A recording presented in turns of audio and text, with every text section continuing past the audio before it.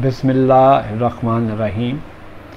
ईद उल फ़ित्र के पुरमसरत मौका पर एक नज़्म ईद कार्ड लेकर नवीद मिर्ज़ा आपके सामने है। मुलाहिज़ा करें, ईद कार्ड जिसकी रवायत अब ख़त्म होती जा रही है। ईद कार्ड मोहब्बतों की अलामत, रवायतों का सफ़र, गुज़श्ता साल की गुलरंग चाहतों का सफ़र, किसी के होने न होने का राज़दां बनकर, मोहब्बतों के ज़माने की दास्तां बनकर, न जाने कितने दिलों को सुकून देता है।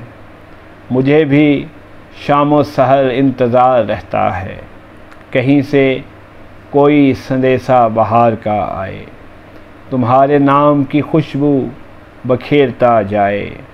ये ईद कार्ड न हो तो कोई खुशी न मिले, हिलाले ईद न चमके किसी की ईद न हो, दिलों में प्यार न उतरे तो शौक़े दीद न हो, मोहब्बतें न अगर हों तो ये नवीद न हो।